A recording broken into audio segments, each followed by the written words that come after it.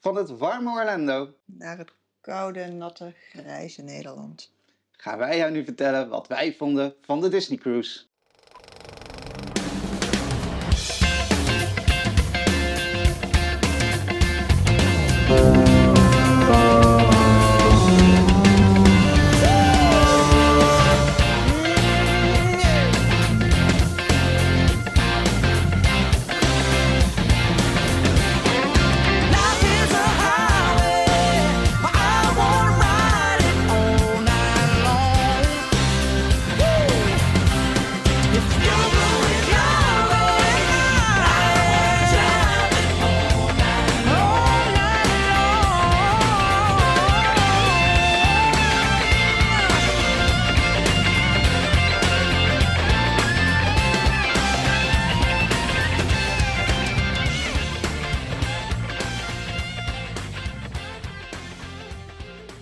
Jongens, we hebben heimwee, of niet? Ja, Het heeft nu afgelopen week gesneeuwd en dat is heel wat anders dan de laatste beelden die jullie zagen. Ja. Van het mooie Castaway met de blauwe oceaan, blauwe lucht. Daar gaan we nu over naar wit. Een, witte, grijze lucht. Ja. En nattigheid. Maar we dachten, dit is een mooi moment om het even op te splitsen.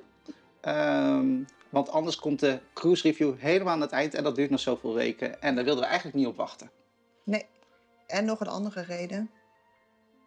Komend weekend gaan wij een weekendje naar Parijs. Naar Disneyland natuurlijk. En we willen eigenlijk even een kort uitstapje maken in de vlogs om Parijs niet na ergens halverwege de zomer pas te laten komen. Precies. Dus deze video, de review vandaag, volgende week en misschien die week erop. Dan moeten we even zien hoe we hem dan gaan inplannen. Want volgende week rond deze tijd zitten wij in Parijs. Dus dan kan ik hem nog niet geëdit hebben. Nee. Dus we gaan heel even kijken hoe we het gaan doen. Maar Parijs video's komen er aan.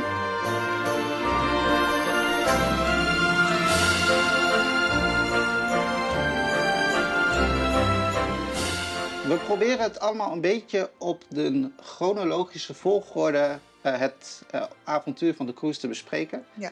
Te beginnen bij transportation. Transportation. En dat vind ik wel een onderwerp voor jou. Vind ik een onderwerp voor mij, ja. Ik wou hem ook al oppakken. Ja.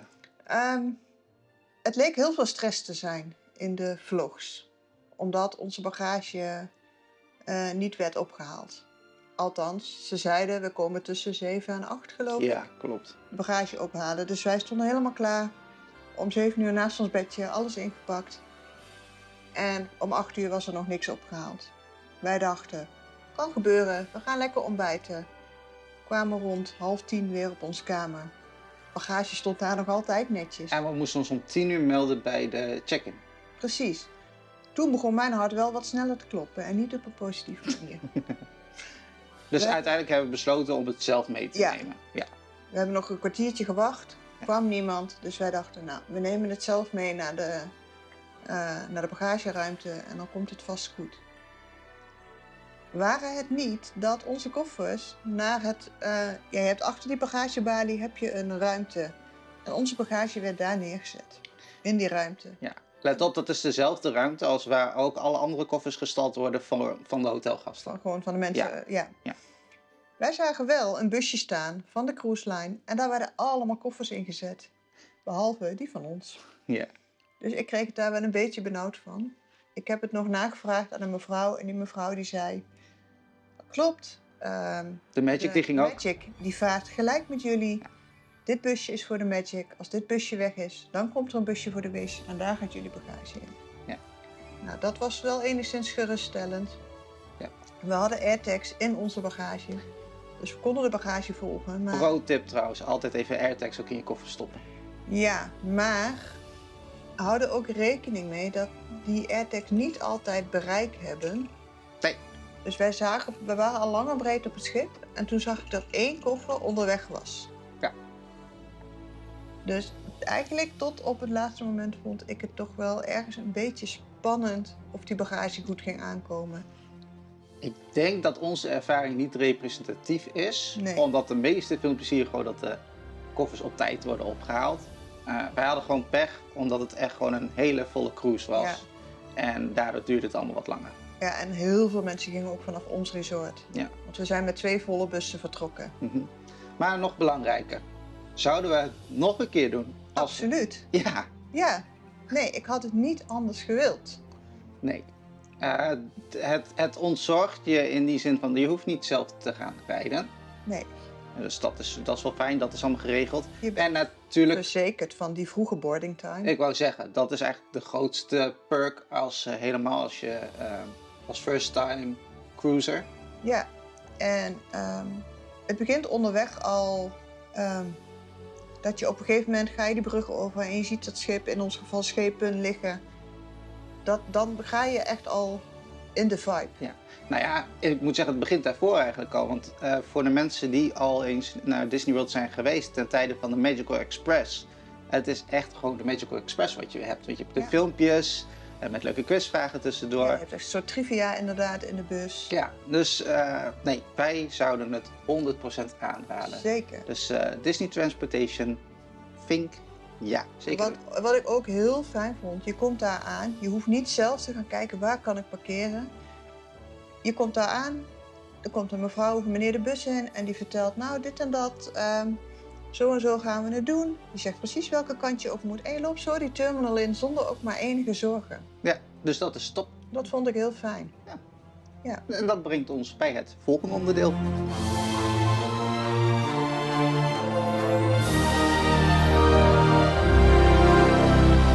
Als je de bus dus uitkomt, wij zaten niet in de Disney Terminal. Nee. Maar in ons geval, we gingen dan de bus uit en konden zo naar boven met de roltrap. En dan krijg je een soort controle. Net als dat je op een vliegveld krijgt. Dus dan ga je door een metaaldetector en je tasjes die je bij hebt moeten door zo'n scanner heen. Ja, dat stukje was ik alweer vergeten. Dus dat moet heel soepel zijn. Ja, dat gaat echt heel soepel. Dat gaat super snel. En als je daar doorheen bent, kom je in een hele grote hal terecht. En word je doorverwezen naar een van de check-in balies. Ja. En dat gaat ook echt, je komt gewoon binnen en er staan mensen met van die leuke Mickey-handjes. Ja. Die wijzen waar je naartoe moet. Die zeggen, je gaat naar die balie, je gaat naar die balie. Ja, dat was echt heel erg goed geregeld. Ja. Bij die balie willen ze je reispapieren zien. Dus je boarding papers. Ze willen je paspoorten willen ze zien. En dan gaan ze even kijken of je goed in het systeem geregistreerd staat. Kan ze. Vooraf bij de check-in heb je foto's moeten maken. Kan zijn dat die foto's even overnieuw moeten. Omdat ze toch niet goed zijn. Niet duidelijk genoeg waren. Was bij ons niet het geval. Nee. Maar goed, daar ga je doorheen. Als je dat gehad hebt, ga je weer in een rij. En dat is eigenlijk de rij naar het schip toe. Maar onderweg kom je ook fotopunten tegen. Kan je nog even op die fotopunt gaan? Nee, je slaat een stapje over. Sorry. Onderweg moet je aan het einde van die rij moet je je boardingpas laten zien. Oh ja, moet je hem al een keer laten zien. Want ze laten je pas echt binnen als jouw boardinggroep mag boorden. Ja, heb je Disney Transportation, heb je daar niks mee te maken trouwens. Nee, maar die boardingpas moet je echt heel vaak laten zien. Dus berg hem vooral niet op, want totdat je in het schip bent, zelfs in het schip moet je hem nog 1 keer laten zien. Ja. Dus hou hem vooral goed bij de hand. Tip van Flip, ik had gewoon een mapje en daar had ik alle papieren voor de cruise daarin zitten. Dus de ESTA's, boardingpas, dat soort dingen. Precies. Dan hoef je alleen dat mapje vast te houden, heb je alles bij de hand. Ja, maar goed, je hebt dus die rij met, dan kun je foto's laten maken. Wij hadden dat niet gedaan, want iemand moest heel nodig naar de wc. Ja. Dus wij gingen daardoor. Nee, jij niet. Ik ook niet. Dit keer niet. Ik was het ook niet.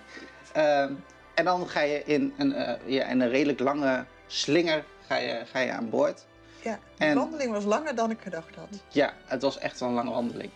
En dan als je eenmaal aan boord bent, dan staan er nog 2 of 3 balies.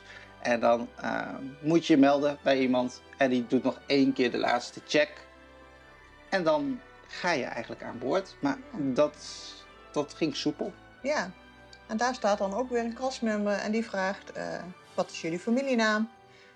En dan word je dus officieel welkom geheten op het schip. En dan begint het!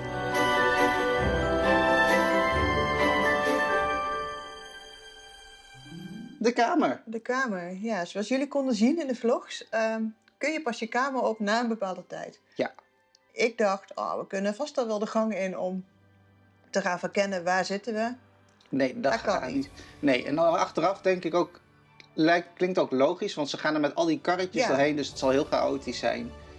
Als daar ook nog eens een keer gasten doorheen lopen. Precies. Maar dat was voor mij wel even dat ik dacht, oh. Ja. Zo uit mijn hoofd was het 2:30. 2 uur of half 2? 1:30 volgens mij. 1:30 dat de kamer beschikbaar was. Ja, best snel al wel hoor. Maar wat vonden we van de kamer? Wat vond jij van de kamer? Afgezien van de verrassing die in de kamer op ons wachtte, ik wist heel goed hoe de kamers eruit zagen, maar ik was alsnog heel verrast. Het was ruim. Ruim. En vaak zijn de foto's mooier dan het echt. Wij hadden trouwens een family stateroom met veranda. Ja. Dus je hebt ook inside staterooms, je hebt ook suites, die zijn weer anders van formaat, maar wij hadden deze kamer. Ja, je had ook nog een family deluxe, die is dan nog iets groter. Ja. Wij waren bang dat onze kamer krap zou zijn, omdat je hebt het pull-down bed voor de kinderen en de slaapbank. Die zit eigenlijk bijna tegen je balkondeur aan. Ja, we hadden gedacht van, nou dat zal wel heel erg benauwend aanvoelen. Ja, was niet. Nee, helemaal niet. Je had echt alle ruimte, genoeg opwegruimte. Ik denk ook door de veranda heb je die glazen wand, dat ook ruimte geeft. Ja, dat denk ik ook. Als je binnenkomt heb je meteen rechts het toilet. Ja, ook En- links ligt eraan hoe je kamer georiënteerd Als je de kamer binnenkomt. Ja. Oh ja, dat is waar. Je kunt natuurlijk ook. Ja. Maar bij ons was die dus rechts. Ja. En dat vond ik wel echt heel fijn. Dat het toilet en het badkamergedeelte dat het gescheiden was en dat het niet één ruimte was. Echt een meerwaarde. Ja. De badkamer, die was perfect ingedeeld. Want het is echt een kleine ruimte. Echt heel klein. Ja, maar het doet niet klein aan. Nee, daarom zeg ik het is echt heel perfect ingedeeld. En goed gebruik van kleuren, spiegels en licht. Ja. Goede douche ook trouwens. Ik weet dat dat voor heel veel mensen ook belangrijk is. Maar er zit een goede druk op de douche. En ik ben 1,80 en ik kan gewoon makkelijk eronder. Ik heb heel vaak in Amerika dat ik, als ik mijn haar wil wassen, Dus je moet bukken. dat ik dat moet doen. Was niet het geval. Nee. Vond ik een verrassing. Ja. En dan het hoogtepunt van de kamer. Het bed. We missen hem nog altijd. In de koffer zou passen. Had ik Jongens. alles daar gelaten. We hebben het al heel vaak gehoord van ervaren cruisers. Dat dat bed goed is. Maar daar is ook echt niks van gelogen. Nee, echt alsof je in de wolkjes ligt. Ja. Dus dat is echt top. Het is zacht, maar niet te zacht. Nee, het klopt precies. Ja. De kamer heeft ook zowel Amerikaanse als Europese stekkers. Dus dat was daar wel echt heel erg fijn. Ik zit even na te En ook denken, USB. Hebben wij reisstekkers gebruikt? Eentje volgens mij. Eentje hebben we wel gebruikt. Ja. Ja. We hebben natuurlijk best wel veel spul mee om op te laden. Dus de reisstekker was nog wel nodig. Maar in principe heb je voor een gemiddeld gezin die niet een hele vlog spul meeneemt, heb je genoeg outlets. Ja. Onze tip is wel, we hebben zo'n blok met meerdere USB-poorten.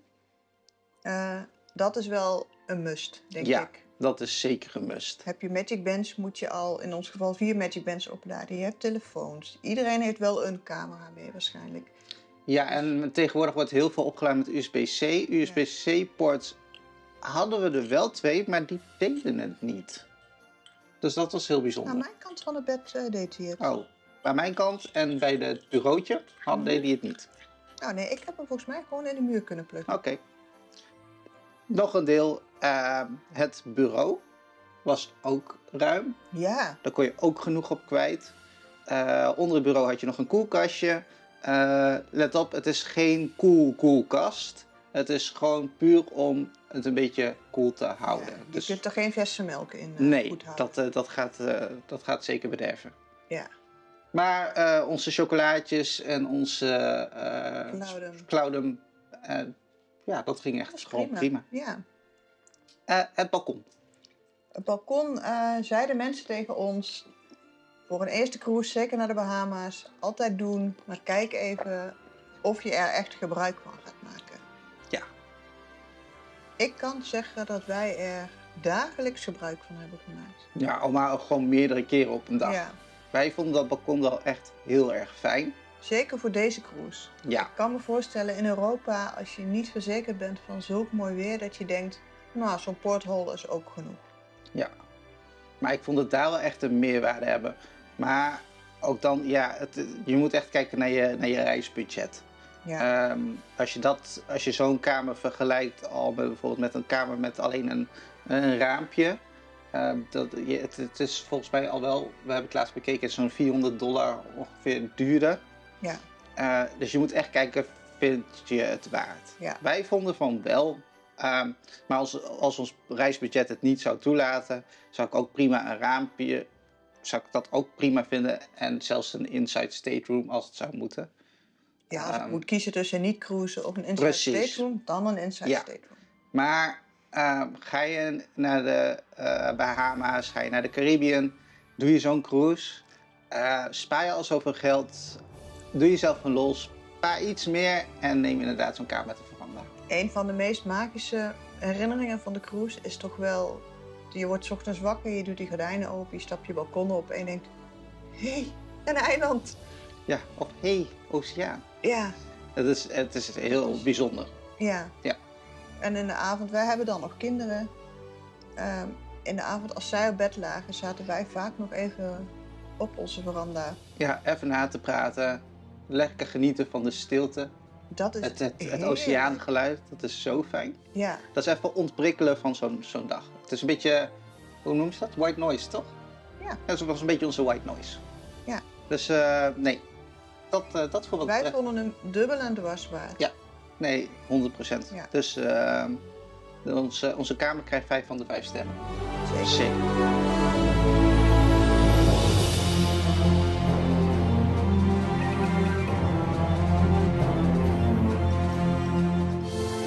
Ja, wat was zo mooi, hè? Ja, het is echt een prachtig schip. Ja. Het is de Wish-klasse, dus het is de nieuwste klasse schepen en het eerste schip van de nieuwe klasse. Ja, maar dat is er niet af te zien. Nee. Je ziet eruit of dat ze gisteren is opgeleverd. Ja, maar dat is ook wel kenmerkend aan Disney. Die onderhouden hun schepen heel erg goed. Als ze ook in de haven liggen, je ziet ook, er wordt steeds weer een deel bijgeschilderd van de buitenkant. Ja, maar niet alleen in de haven. Als je s'avonds laat over het dek liep, zag je ergens waren ze aan het bijschilderen. Klopt. Nee, ja, ik bedoelde inderdaad op de buitenkant van het schip. Ja. Dat is op zee natuurlijk Maar wat ze zijn continu bezig, maar op een manier waarop je er geen hinder van hebt. Vond je het te groot aanvoelen? Te groot? Ja? Nee. Nee? Niet? Nee. Oké. Nee, ik heb... Hij was overzichtelijk. Het is echt een gigantisch schip namelijk. Het heeft 13 decks. Hij is echt heel erg lang. Hij is heel hoog. Even voor de verbeelding, we liepen gemiddeld zo'n 10 kilometer per dag op het schip. Ja, dus dat ging prima. Ja. We hebben heel wat trappen gelopen. We hebben een paar jaar in de flat gewoond. Maar ik kan zeggen, we hebben nog nooit zoveel trappen gelopen als die paar dagen op het schip. Uit mijn hoofd hebben wij de hele cruise 2 of 3 keer in de lift gestaan. Ja, klopt. Klopt. Want het was niet een challenge die we onszelf hadden opgelegd, maar... Het was gewoon gemak. Het is makkelijker, want je staat bij de liften altijd wel even te wachten. En dat, ja. Het zijn niet hele grote liften. En in principe, er is niks mis met onze benen. Nee. En ik vond het prima te doen. Dus dat is ook goed voor ons. Zeker, want je kunt heel wat calorieën binnenkrijgen op zo'n schip. Maar dat komt later. Ja. Het schip kent 2 liftschachten, zeg maar. Je hebt eentje aan de voorkant van het schip en eentje aan de achterkant van het schip. Heel veel mensen die al wat meer cruiseschepen gewend zijn en ook de oudere Disney-schepen, die vinden dat een nadeel dat je in het midden geen liften hebt. Wij weten niet beter. We hebben het niet gemist. Nee, wij hebben het niet gemist. Het is nou ook weer niet zo gigantisch dat je van de voorkant naar de achterkant... Nee. Want het is niet puntje achterkant, puntje voorkant. Het is eigenlijk gewoon het einde van het midden telkens. Ja, het is steeds nog een kwart, zeg maar. Toch? Ja, het klinkt een beetje vaag, maar... Je kunt het in kwarten opdelen. Ja. Dus, ja. Als je het schip in 4 deelt, inderdaad, heb je op 1/4 en 3/4 heb je een lift. Ja. Dus wij hebben dat niet als een nadeel ervaren. Nee. Wat ik wel lastig vond, en dat hebben jullie als het goed is ook kunnen zien, was de oriëntatie. Ja. Het lijkt daar allemaal zo op elkaar dat je heel makkelijk de verkeerde kant op loopt. Ja. Dus let heel goed op de bordjes.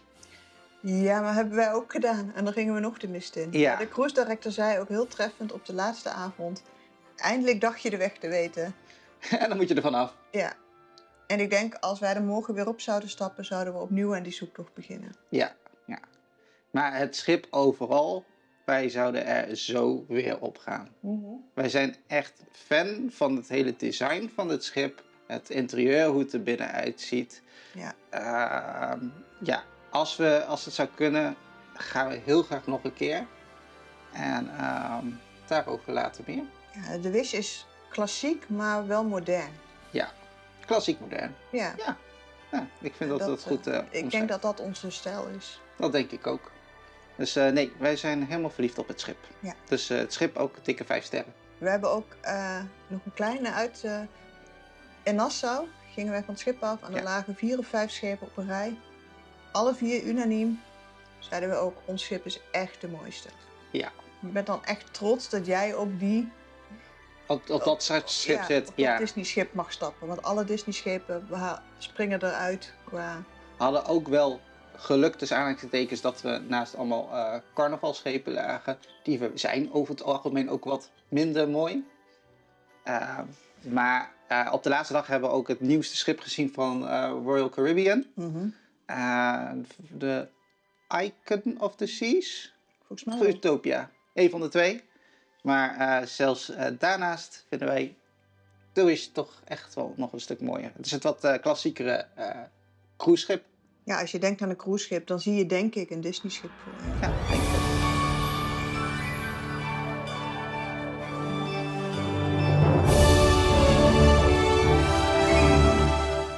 De restaurants. Mijn afdeling.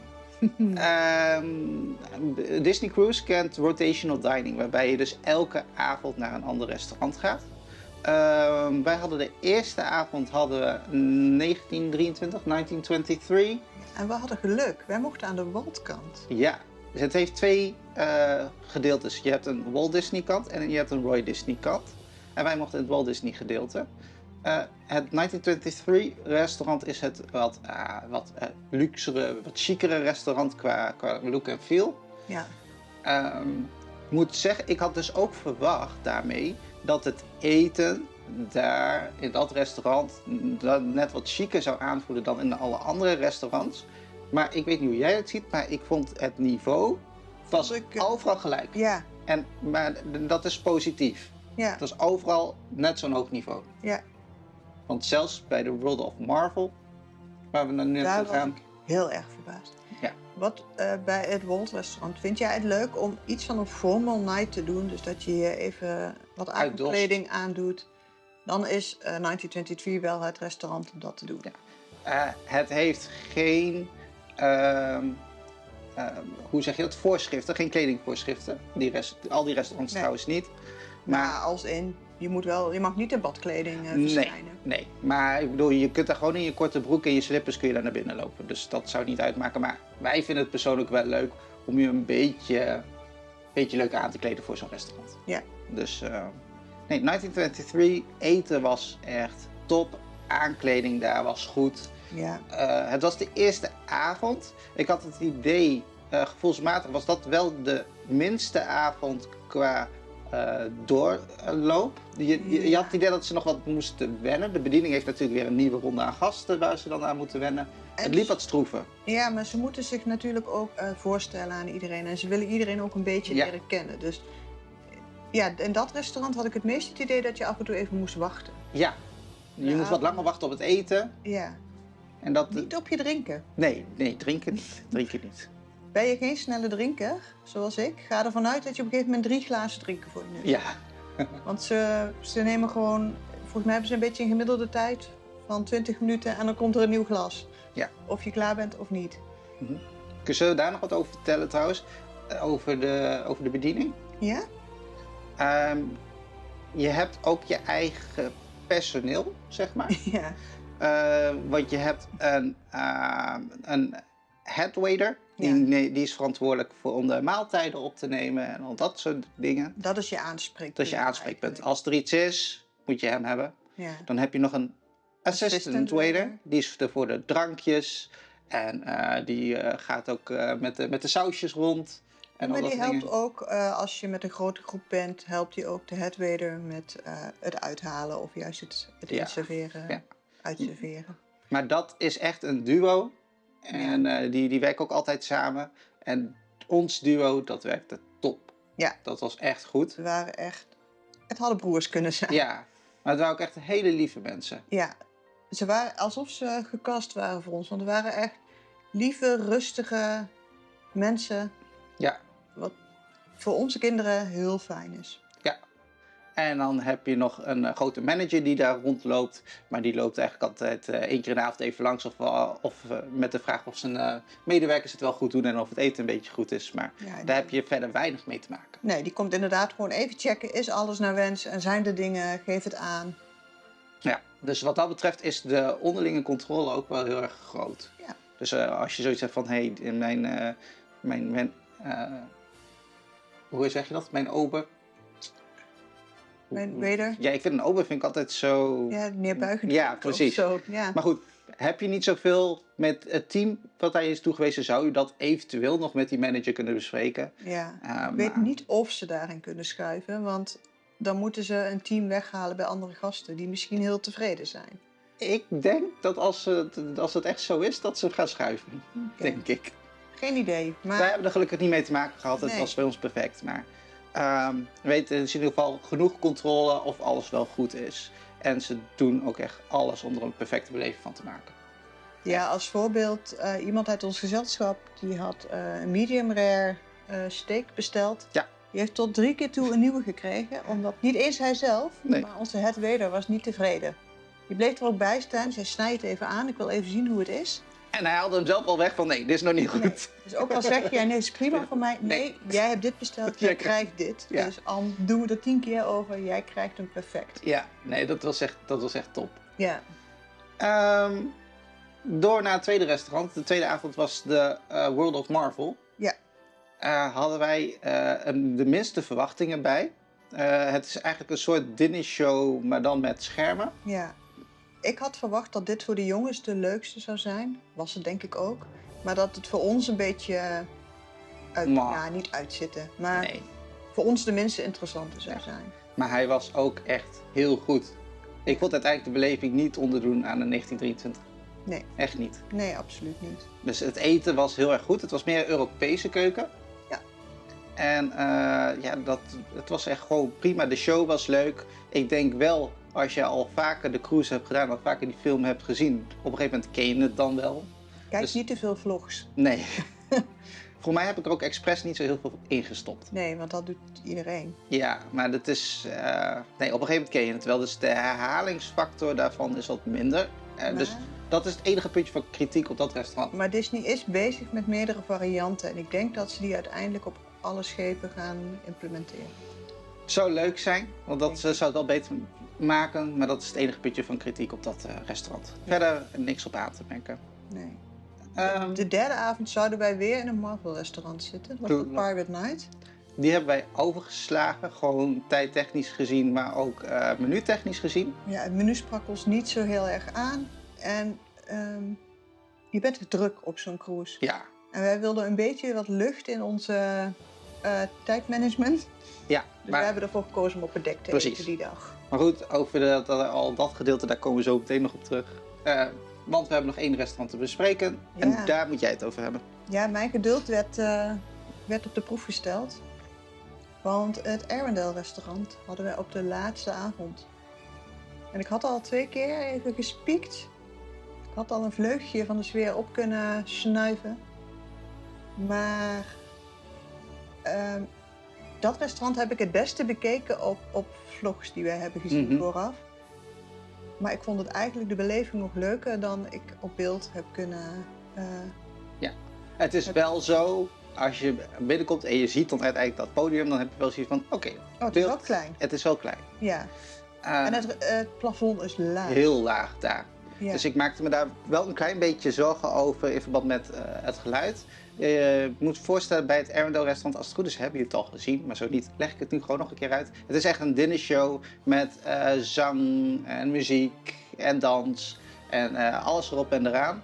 Dus ik was heel erg bang dat vanwege live muziek en een laag plafond, dat het heel erg luid zou zijn. Ja. Dat het echt een overkill zou zijn. Dat viel heel erg mee. Dat hadden ze heel goed gedaan, vond ik.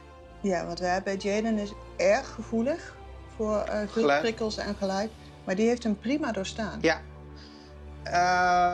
Wel een aantekening bij dit restaurant is dat de plaats waar je zit wel bepalend is voor je beleving. Ja. Wij hadden bij de incheck gevraagd, en dat is dan niet verzekerd, om een plek dicht bij het podium. Dus kun je vooraf bij je online check-in kun je dat aangeven als je voorkeur hebt waar je wil zitten. Wij hadden het geluk dat we wel redelijk dicht bij het podium zaten. Dus we hadden wel gewoon een prima zicht. Het was heel leuk, want we kwamen aanlopen bij het restaurant en onze assistant waiter stond er al en hij zei: I have good spots for you. Ja, nou, en Dus- hij had niet gelogen, het waren echt goede plaatsen. Niet direct aan het podium, maar gewoon 1 rij tafels ertussen. Ja. En dat was prima. Dat was gewoon goed. We hadden gewoon een goed zicht en konden alles goed meekrijgen. Als je helemaal achterin het restaurant zit, dan krijg je het gewoon niet mee. Dus heb je kinderen die van Frozen houden, die dat helemaal leuk vinden, vraag dat aan bij je online check-in. Probeer het ook nog eens een keer na te vragen als je op het schip bent bij de receptie, of het allemaal goed staat. Wie weet helpt het. Ja. Want het maakt of breekt echt je ervaring. Maar het is geen garantie. Nee. Ja, je zegt je weet niet hoe het is als je verder weg zit. Maar dan, qua geluid zul je alles gewoon goed meekrijgen. Precies, maar je ziet het niet. Met van alles ertussen. Ja, en ik denk wel echt dat dat de ervaring breekt. Want dat is niet zoals je het hoort te zien. Dus Nu is het wel zo dat alle karakters ook tijdens het eten door de zaal lopen. Dus iedereen komt wel bij je voorbij. Ja. Maar dat zijn geen uitgebreide ontmoetingen. Nee. Ik weet ook niet hoe ze het anders hadden kunnen doen. Maar ik weet niet of het de meest ideale opstelling is voor zo'n cruise. Het restaurant is waarschijnlijk te groot voor deze beleving. Precies. Of het podium had hoog moeten zijn, maar dat kan weer Kan ook met niet het plafond. Nee, dus het is een beetje lastig. Ja. Maar dat is ook echt het enige kritiekpuntje wat ik had. Want ook het eten, waar ik een beetje bang voor was. Want het was een Noorse keuken. Ja. Dus er was best wel veel vis waar je uit kon kiezen. Ik ben geen viseter. Was echt heel erg goed.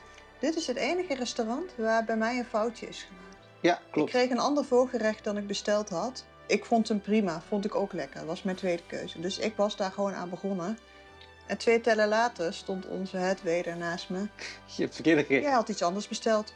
En toen Eet kreeg je- deze maar lekker op, je krijgt die andere krijg je ook. Dus jij had toen een dubbel voorgerecht. Ja, Ja, dat klopt. Dat is waar. dus ja, het ging fout, maar eigenlijk vond ik het helemaal geen negatieve beleving. Het was perfect opgelost zo. Dat was dus de avond. Dat was het restaurant voor de laatste avond. Maar dat is dan ook tevens het restaurant waar je op je allerlaatste ochtend ook kunt ontbijten. Ja, Het hoeft niet. het hoeft niet, maar de meeste mensen doen het wel. Dan is het natuurlijk zonder alle mooie belichting en is het allemaal net wat chaotischer. Maar ook dan hebben we gewoon prima ontbeten. Ja. Toch? Het chaotische vond ik hem er vooral in zitten dat iedereen met zijn handbagage. Overal tussen die tafels door moet. Ja. Dus, Maar ik vond het we wilden het eigenlijk niet doen. Nee. Achteraf vond ik het heel fijn, want je kon nog wel even rustig afscheid nemen van je bedieningsteam. dat woord zag ik bediening. Dat vond ik beter. Ja, dus je kon ze nog even bedanken. En, ja, dat vond ik fijn. Ja, ik ook. Ja. Maar de restaurants dus ook een 2 dikke duimen omhoog. Ja. Wij hebben naast de rotational dining hebben we natuurlijk nog een restaurant gedaan. Het restaurant waar heel veel mensen over, ik ken alleen het Engels woord raven. Jubelen. Ja, bejubelen. Het Apollo restaurant. Ja. En dat is een 18-plus restaurant. Alleen volwassenen mogen daar komen. Ja. En dat is ook niet bij de prijs inbegrepen. Daar betaal je extra voor. $50 uit mijn hoofd, ja. een brunch. Ja, tenzij je volgens mij Platinum member bent op de cruise. Dan krijg je het wel gratis. Maar wij hebben ervoor bijbetaald. De brunch, iedereen zei dat moet je doen. Dat is helemaal geweldig. Dus wat doen wij? Wij luisteren daarnaar. En Hebben we spijt? nee. Nee. helemaal niet. Vinden we het een must voor een volgende keer? Weet ik niet. Niet per se. Nee, ik denk wel dat ik het misschien, omdat het een korte cruise is geweest, denk ik wel dat ik het misschien jammer vind dat we het op onze eerste cruise hebben gedaan. Ja. Dat wel. Want het neemt best wel wat tijd in beslag, want ook daarvoor wil je netjes aankleden. Het eten zelf, daar duurt ook wel even. Uiteindelijk ben je toch wel een 2,5, misschien 3 uur van je dag ben je uiteindelijk wel kwijt. Ja, en wat het bij ons nog lastiger maakt, vond ik... Kijk, onze kinderen zijn wat lastiger met vreemde situaties. Dus naar die kidsclubs gaan, Was lastig. een must was, want zij mochten niet mee. Het was gewoon een beetje lastig, waardoor ik daar niet volledig ontspannen, rustig kon genieten. Nee. Dat was misschien op een tweede cruise, als ze de kidsclub al wat meer gewend waren, makkelijker geweest. Ja. Dus achteraf hadden we misschien gezegd, hadden we het de eerste cruise niet gedaan. Maar ja, je bent maar 1 keer 12,5 jaar getrouwd. Ja, dat was eigenlijk wel de hoofdreden waarom we dit wilden doen. Ja. En de beleving verder en de bediening en het eten is niks op aan te merken. Echt niet. Het was zo goed dat ik er bijna ongemakkelijk van werd. Ja, het was echt heel erg goed. Dus daarvan geen spijt. Nee, als je maar met je ogen knippert, dan staan ze alweer bij je om te vragen of er iets... of je iets tekort komt. Ja, en omdat het is nog wat luxer dan de andere restaurants. Dus er is nog meer persoonlijke aandacht. Ja. Rustig tijd voor een praatje. Het is daar heel stil. Ja. Dus als je daar bent, dan ben je ook geneigd om te gaan fluisteren. Maar nee, daar kon ik echt niks op aanmerken. Dus kunnen we het aanraden? Ja. Maar ik zou er echt wel over nadenken of als je nog nooit hebt gecruised op een Disney-schip, of je dat de eerste keer wel zou moeten doen. Ja. Ja, misschien is de eerste keer je enige keer. Ik geloof het niet, maar... Nee. Trap daar vooral niet in. En wat ik ook... het uitzicht in dat restaurant is echt prachtig. Als je niet... Naast een lelijk schip niet heel mooi schip naast je hebt liggen. Dat was echt wel jammer. Als wij een beetje achter ons keken, zagen we heel mooi Nassau met het gemeentehuis. Klopt. Het was echt prachtig. Maar goed, daar kunnen zij niks aan doen natuurlijk. Kunnen zij niks aan doen. Dus nee, daar ga ik ze niet op afrekenen. Nee, absoluut niet. Maar we hebben er wel lol om gehad. Ja. Nee, dat was wel heel leuk. Ja. Ik kan me ook voorstellen als je dan zo'n brunch hebt op zo'n day at sea, dat het nog mooier is. Dat je dus gewoon helemaal op het water uitkijkt. Dat is vet. Dat was beter geweest. Ja. Maar die paste niet in onze planning. Nee. En die reservering konden we ook niet krijgen. Nee. Maar Palo Brunch, goedgekeurd, met dus wat kleine mits en maren. Maar niks vanwege kwaliteit van eten, bediening of het restaurant zelf, dat was echt... Nee, want wat je daarvoor moet bijbetalen is het dubbel en dwars waard. Ja, $55 vind ik niet veel voor alles. Want het is ook all you care to eat. Dus je kunt alles zoveel bestellen als je wil. En allemaal echt hoog niveau. Dus dat was top. Ja. Dus dat was het voor wat betreft de restaurant. Nou ja, we vergeten nog Marceline en... Oh ja, Marceline. Dat is waar. Je hebt nog de buffetrestaurant Marceline Market. En je hebt nog de food spots. Hoe noem je dat? Ja, dat is waar. Jongens, we zijn nog niet klaar met de restaurants. We hebben zoveel gegeten. Marceline Market, het buffetrestaurant. Waar we uiteindelijk maar 1 keer geluncht hebben. Ja. Daar heb ik achteraf wel heel erg spijt van. We hebben daar gewoon niet bij stilgestaan. Maar uiteindelijk hebben we daar maar 1 keer kunnen lunchen. Op de eerste dag. Ja, en ik had heel graag nog meer van het buffet willen laten zien. En dat is echt heel uitgebreid. Ja. Maar dat kwam, we hadden de eerste dag hebben we daar geluncht toen we aan boord kwamen. Klopt. De tweede dag hadden wij Nassau, dus Palo. De derde dag was... Nee, de eerste dag was Day at Sea. Oh ja, Day at Sea. Maar toen wilden we heel graag kijken wat die restaurantjes op het dek waren. Ja. De derde dag was Palo. Ja. Vierde dag was Castaway Cay. Precies, dus dan ging je ook niet lunchen. En de laatste dag waren we het niet over. Nee. Maar dat buffetrestaurant is echt top. Het ontbijt hebben we wel daar elke dag gedaan. Ja. En dat had ik niet willen overslaan. Nee. We hebben ook heel vaak de tip gekregen om ook in de ochtend te gaan kijken gewoon bij een sit-down restaurant. Want er is ook altijd een van de rotational dining restaurants is ook open voor ontbijt. En dan word je gewoon aan tafel geserveerd. Ik heb dat niet gemist. Ik vind dat hele buffet-idee vind ik leuk. Het geeft mij ook een vrijheid. Ja, nee, maar ik vind het ook echt leuk. Ik vind het ook echt leuk en de kinderen vinden dat geweldig. Dus wij hebben dat eigenlijk steeds gedaan. En dat was top. Dan moet ik er wel bij zeggen, wij waren elke keer vroeg. Ja. Dus dan was het ook nog heerlijk rustig. Ja, we mochten over drukte niet klagen. Nee. Dus nee, dat was heel erg goed. En op het dek, je zei het er net al, de Mickey Festival Foods. Ja, die zocht ik. Ja, dat zijn eigenlijk verschillende balies. Waar je, bij elke balie kun je een ander soort eten halen. Je hebt een barbecue, je hebt zo'n hotdog en hamburger stand, je hebt pizza, je hebt taco's, ijsjes. Ja, eigenlijk maar voor iedereen wel iets. Precies, dus voor de snelle hap ben je bijvoorbeeld daar aan het zwemmen op het dek, kun je daar even makkelijk je snelle hap halen. En die zijn door de dag heen ook het meest open volgens mij. Klopt, waarbij de pizza tot het laatst open is. Die is volgens mij tot 11 uur 's avonds open. En daar hebben we dankbaar gebruik van gemaakt. De pizza daar is... die is lekker. Ja. Je hebt het eten wel gehad, toch? Volgens mij wel. Oké. Ja, roomservice. Roomservice, ja. Nou, vertel. Roomservice. Dat is dus inbegrepen bij een Disney Cruise. Hey. Dus je kunt volgens mij 24 uur per dag Kun je roomservice bestellen? roomservice bestellen. Dat is een beperkt menu. Let op, er zijn ook secret menu items. Die staan dus niet op het menu, kun je wel bestellen. Zoals de Mickey Premium Ice Cream Bars. Ja.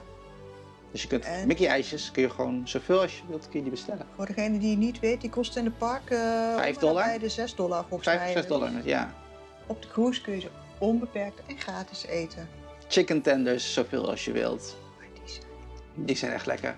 Tomatensoep, die was ook erg goed. Erg lekker, ja. Dus, maar je kunt van hamburgers tot koekjes, tot fruitschaaltjes, tot kaasplankjes. Ja. Oh ja, opmerking voor de Nederlanders. Het is inbegrepen, maar dat betekent niet dat je ze niet een kleine fooi kunt geven. Over het algemeen wat gebruikelijk is dat je ongeveer $1 per item rekent. Ja. Dus dat hebben we eigenlijk altijd wel gedaan. Ja.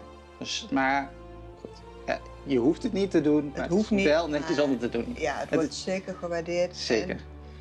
En, een stukje extra service waar wij wel verbaasd over waren. Na ongeveer 10-15 minuten bellen ze even om te vragen of alles naar wens is geweest. Ja, die had ik echt niet aanzien komen. Nee. Dus ook daar gaat de service gewoon door. Ja, en we hebben niet lang hoeven wachten. Het is natuurlijk een gigantisch schip. Ja. Ik denk binnen een kwartiertje is het er wel. Ja, zeker. Nou, nu hebben we het eten wel echt gehad. Ja.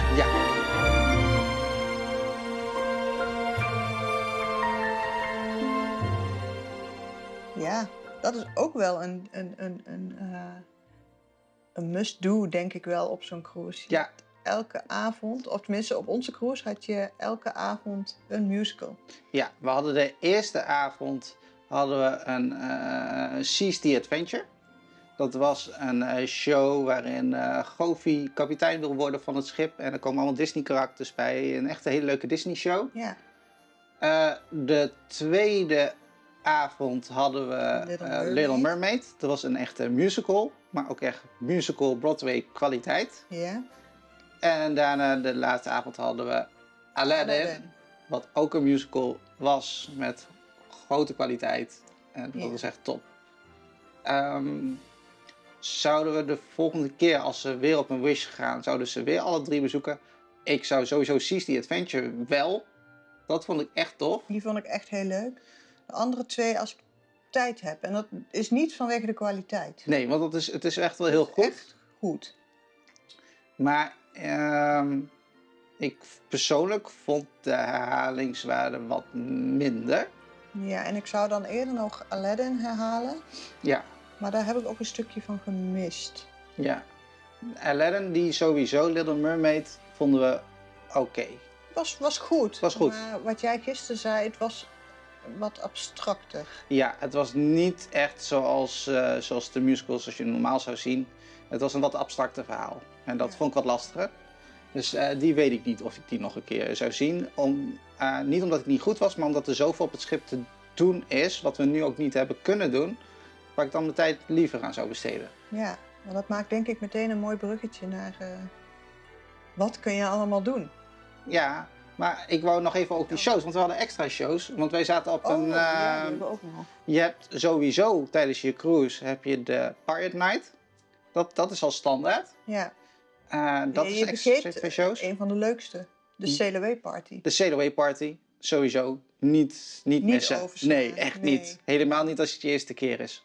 Nee. Zeker doen. Let wel, wil jij zien dat het schip wegvaart? Ja, Of nou ja, wil jij zien dat het... dat je de haven uitvaart?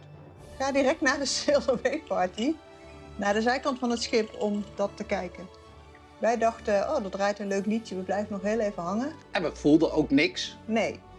Dus ik had echt verwacht dat als je weg zou varen, dat je het wel zou merken aan je benen. Ja. In de show hoor je op een gegeven moment de horens blazen. Dus dan ga je aftellen en dan krijg je het iconische geluid. Dan vaar je dus ook weg. Ja, dus denk daaraan. Ja, wij hebben dus het wegvaren gemist. Ja, helaas. Pindakaas. Maar goed. Maar we hebben een hele leuke tijd gehad. Ja, nee, dat wel. Daarna zaten wij ook nog op een Halloween cruise, waardoor er ook weer extra shows waren, extra dingen te zien. Ja, En dat was, ja, dat zijn 2 shows. ja, en daardoor was het echt wel een beetje rennen en vliegen. Ja. Waardoor we dingen eigenlijk die we wilden doen, zoals bijvoorbeeld de Disney Trivia, een tekenlesje, maar ook even gewoon zitten bij de bayou. Hadden we allemaal willen doen, is er niet van gekomen. Nee. Nee.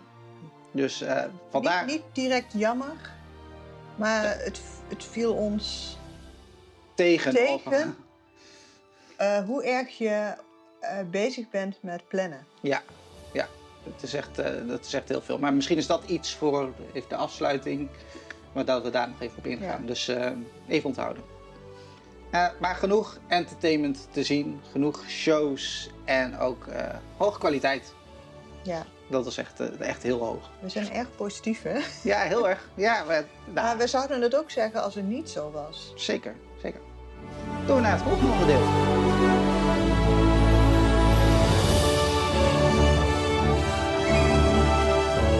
Ik denk dat deze review lang genoeg heeft geduurd. Ik heb bijna respect als je nu nog zit te kijken. Precies. Maar nu komen we eindelijk aan bij de conclusie.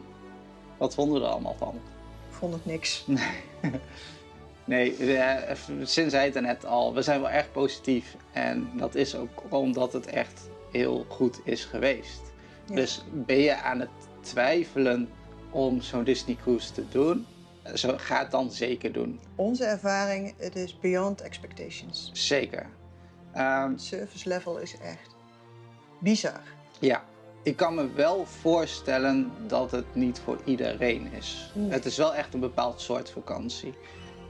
Enerzijds omdat je wel echt gewoon veel op een schip zit. En je moet dus alles doen binnen dat schip, Ja, over het algemeen. het is wel knap als je je verveelt. Dat wel.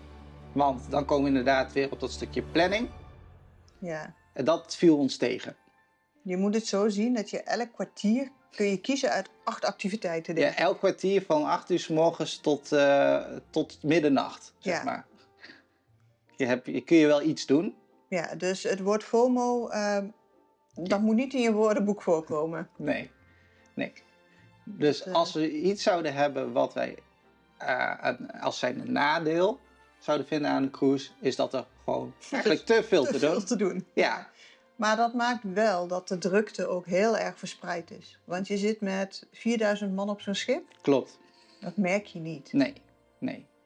Nee, dat de enige momenten dat je het merkt, dat is op de embarkation day, dus bij de Sail Away Party en die muster drill. Ja. Dan merk je het. En ja, ze zeiden ook op je laatste dag, ik heb dat niet zo ervaren, maar wij waren ook Wij zijn vroeg van het schip gegaan. van het schip gegaan, ja, om ook die drukte te vermijden. Ja. Zouden wij het aanraden? Om een Disney cruise te gaan Ja. maken? Ja. Ja. Ja, heb je ook maar enigszins iets met Disney? Ja. Ja. Dus vind je de films wel leuk? En kun je het al goed... Hou je van luxe? Hou je wel een beetje van Disney-figuren? Zeker doen. Heb je een hekel aan Disney? Nee. Nee. Vind je Disney? Wow, Je leuk kunt het voor verdragen. erbij?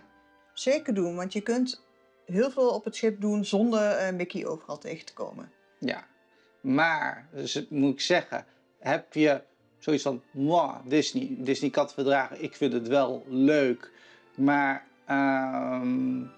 wij zijn een volwassen stel en we willen eigenlijk niet zo heel veel met andere gezinnen te maken hebben en kinderen," dan zou ik het zeker niet doen. Dan zijn er andere cruisemaatschappijen waar je beter terecht komt. Zeker niet doen zou ik niet willen zeggen, want je hebt een heel groot adult-only gedeelte op het schip. Je kunt je dagen doorkomen zonder gezinnen met kinderen tegen te komen. Zeker, het zou kunnen, maar je moet er heel veel omheen plannen. Dus daarom zeg ik, voor hetzelfde geld zijn er dan genoeg andere rederijen waar denk ik dat soort mensen blij mee maakt. Al denk ik wel, als jij niet van Disney houdt, wat doe je hier op dit kanaal? Ja. Dus Dan ben je hier niet. Nee. Ik denk als je naar dit kanaal kijkt, en als je al, we zeggen, ga het zeker een keer proberen. En als je al 35, 40 minuten hiernaar kunt luisteren, dan weet ik zeker, dan ben je gewoon benieuwd. Ja.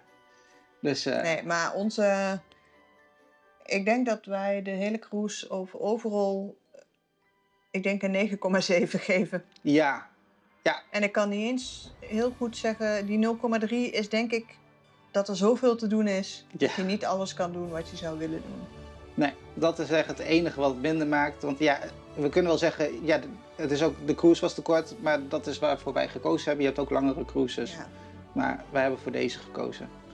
En een volgende keer zouden wij zeker wel een langere cruise doen. Misschien ook nog wel even goed om te vermelden, of als tip. Als eerste cruise, neem niet een te korte cruise. Nee, maar ga ook niet meteen voor een 7 dagen cruise. Want je weet niet hoe je eruit komt. Nee. Maar ik vond persoonlijk dit, zo'n 5-daagse, als eerste keer... Een sweet spot. Ja, vond ik echt heel goed. Maar voor een volgende keer zeker lang als het kan. Ja, zeker. Dus was het geld waard? Ja. Ja. Ja, was het lange wachten waard? Ja, zeker. Zeker. De tijd gaat ook heel snel. Dus nee, dat was eigenlijk onze review van de Disney Wish en onze cruise. Heb je vragen? Oh, jouw telefoon gaat. Stel ze gerust. Maar wacht even hoor, doe even opnieuw. Kun je me even uitdrukken?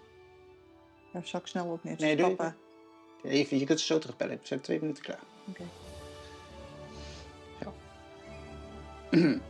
Nou, dit was onze review van onze Disney Wish Cruise. Heb je vragen?